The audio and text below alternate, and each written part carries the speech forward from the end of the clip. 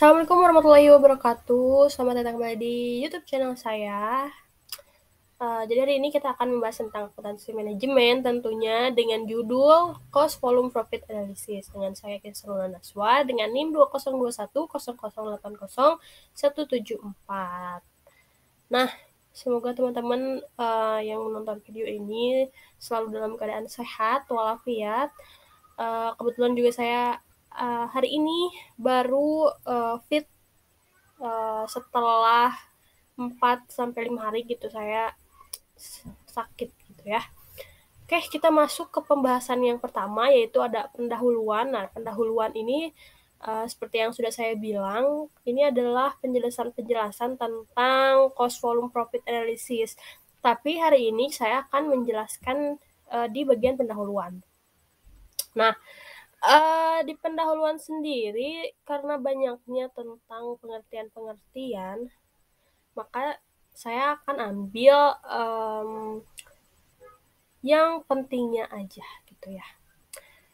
Pada dasarnya, tujuan utama perusahaan dibentuk adalah untuk memperoleh keuntungan atau laba.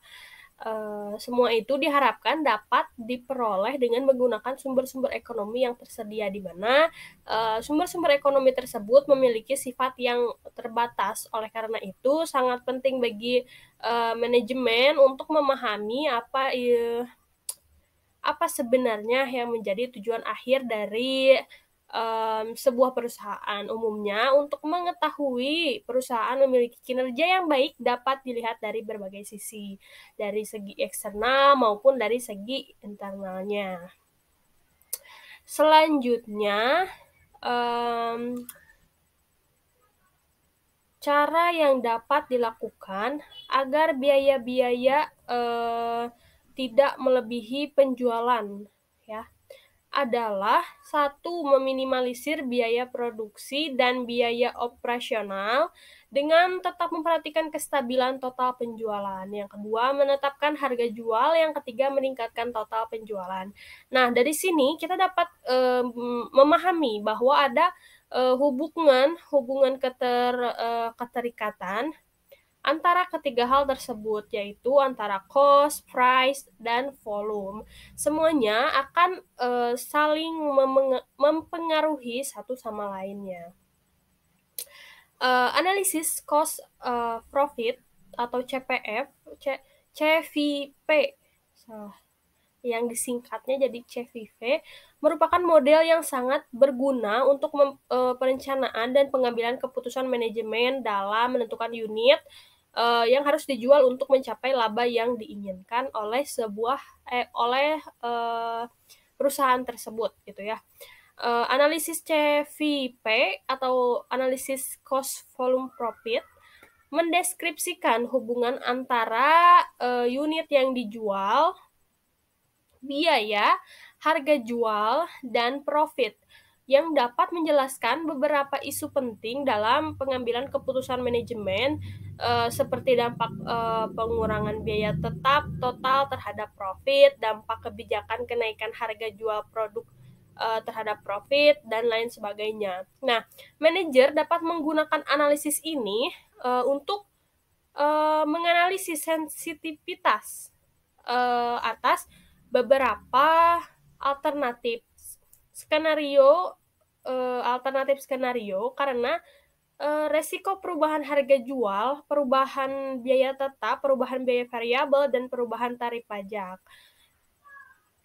Begitu teman-teman. Jadi di sini juga ada penjelasan tentang cost volume profit analysis, yang mana definisinya itu adalah alat penting yang menyediakan manajemen dengan informasi yang berguna untuk perencanaan manajerial dan pengambilan keputusan. Keuntungan dari sebuah perusahaan bisnis adalah hasil interaksi dari banyak faktor. Itu adalah kutipan yang dikutip oleh Muhammad Andi pada tahun 2021. Nah, selanjutnya kita masuk ke cost volume profit ya. Tadi saya sudah jelaskan definisinya, lalu di sini apa ya namanya ya, dijelaskan lagi mungkin, tadi kan hanya singkat dan ada menurut para ahli. Namun di sini itu cost volume profit analysis merupakan metode untuk menganalisis bagaimana keputusan operasi dan keputusan pemasaran mengaruhi laba bersih berdasarkan pemahaman tentang hubungan antara biaya variabel, biaya tetap, harga jual per unit, dan tingkat output. Analisis cost volume profit merupakan cara untuk mengetahui bagaimana perubahan biaya variabel dan biaya tetap mempengaruhi laba perusahaan. Analisis cost profit digunakan untuk menentukan bagaimana perubahan biaya dan volume mempengaruhi pendapatan operasional dan laba bersih perusahaan. Dalam melakukan analisis ini ada beberapa asumsi yang dibuat, antara lain yang pertama ada harga jual per unit dalam konstan, biaya variabel per unit adalah konstan, total biaya tetap adalah konstan, semua yang diproduksi dijual, harga hanya terpengaruhi karena aktivitas perubahan. Nah, jika sebuah perusahaan menjual lebih dari satu produk, maka dijual dalam campuran yang sama. Analisis ini mensyaratkan bahwa semua biaya perusahaan, termasuk biaya produksi, penjualan, dan administrasi, diidentifikasi sebagai biaya variabel atau tetap. Analisis cost volume profit merupakan alat bantu untuk memahami hubungan timbal balik antara biaya volume dan laba dalam organisasi dengan memfokuskan pada interaksi antara 5 elemen yang tadi sudah saya jelaskan.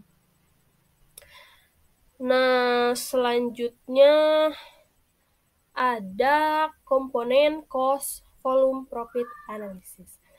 Di sini ada beberapa komponen berbeda yang secara bersamaan membentuk analisis CVP ini. Komponen-komponen ini melibatkan berbagai perhitungan dan rasio yang diuraikan secara lebih rinci selanjutnya. Komponen utama dari analisis CVP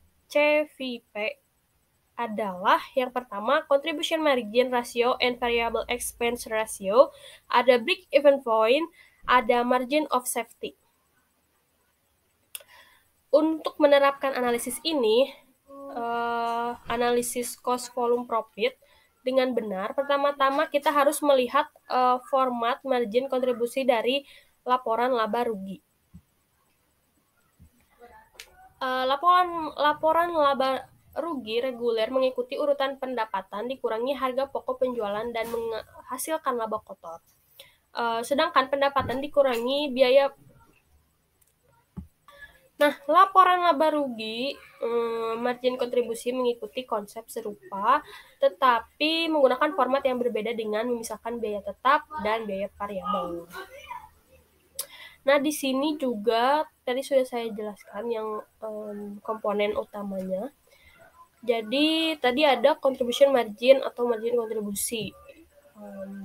Ini tuh margin kontribusi dapat dinyatakan secara harga atau unit. Margin kontribusi dihitung sebagai harga jual per unit dikurangi biaya variabel per unit. Jika dikenal sebagai kontribusi dolar per unit, ukuran ini menunjukkan bagaimana produk tertentu berkontribusi pada keuntungan perusahaan secara keseluruhan. Margin kontribusi merupakan selisih antara pendapatan atau penjualan dengan biaya variabel atau variable cost. Margin kontribusi akan digunakan untuk menutup biaya tetap atau fixed cost dan laba perusahaan. Dalam margin kontribusi ini terdapat dua hal penting yang harus menjadi bahan perhatian. Yang pertama adalah biaya-biaya yang harus dapat dipisahkan antara biaya variabel dan biaya tetap. Dan yang kedua, untuk kepentingan manajemen, laporan yang disajikan tidak mengikuti cara penyajian menurut standar akuntansi keuangan yang berlaku. Dalam laporan laba rugi dengan pendekatan contribution margin, semua biaya dikelompokkan berdasarkan perilakunya, yaitu biaya variabel dan biaya tetap. Ya. Selanjutnya, analisis break even point atau titik impas.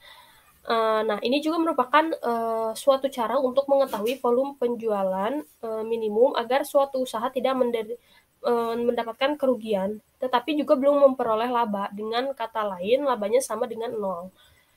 Dalam analisis break even point memerlukan informasi mengenai penjualan dan biaya yang dikeluarkan. Laba bersih akan diperoleh bila volume penjualan melebihi biaya yang harus dikeluarkan. Sedangkan perusahaan akan mendapatkan kerugian bila penjualan hanya cukup untuk menutupi sebagian biaya yang dikeluarkan. Dapat dikatakan di bawah titik impas.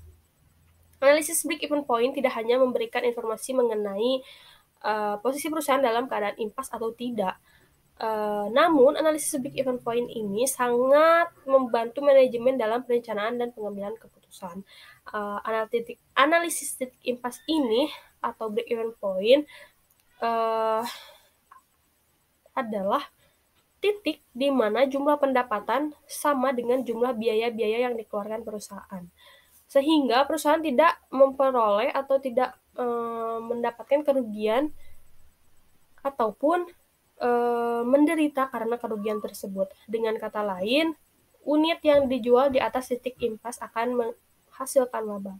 Titik impas ini dapat dinyatakan dalam satuan unit, produk, dan satuan mata uang. Analisis break-even point ini digunakan untuk mengetahui jumlah penjualan minimal yang harus dipertahankan agar perusahaan tidak mengalami kerugian.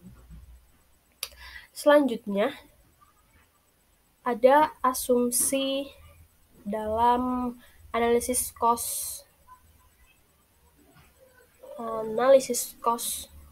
volume profit. Volume, maaf ya teman-teman, itu adalah typo. Sebenarnya itu volume. Dari persamaan-persamaan yang telah dibahas di atas, yang saya udah jelasin juga, ada beberapa asumsi penting yang perlu diketahui oleh teman-teman semuanya. Yang pertama, fungsi biaya dan pendapatan adalah linear. Fungsi pendapatan dan biaya harus tetap konstan selama rentan waktu tertentu. Namun, faktanya fungsi-fungsi tersebut seringkali tidak bersifat linear yang mana dapat berbentuk kurva atau bahkan bertahap. Sehingga perusahaan sebaiknya mempertimbangkan berbagai kemungkinan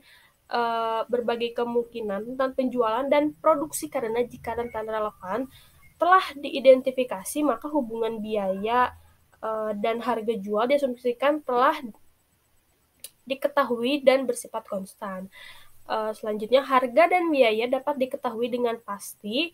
Hal ini disebabkan karena adanya perubahan pada satu variabel, maka akan berdampak pada hal lainnya. Namun dalam kenyataannya, perusahaan jarang dapat mengetahui dengan pasti atas harga, biaya variabel, dan biaya tetap. Selanjutnya, produksi sama dengan penjualan. Nah, bahwa unit yang diproduksi seluruhnya terjual dalam satu periode sebelumnya tidak dipertimbangkan dalam analisis cost volume profit di periode berjalan. Yang terakhir, bauran penjualan bersifat konstan. Ketika perusahaan memproduksi produk tunggal, bauran penjualan yang terjadi akan bersifat konstan, namun tidak jika produk yang diproduksi adalah banyak. Pada praktiknya akan susah memprediksi bauran penjualan yang konstan jika produk yang diproduksi adalah banyak. Nah, itu dia penjelasan saya tentang analisis cost profit volume di minggu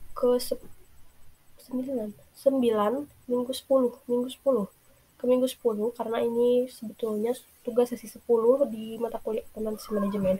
Semoga apa yang saya paparkan tadi dapat bermanfaat bagi teman-teman semuanya.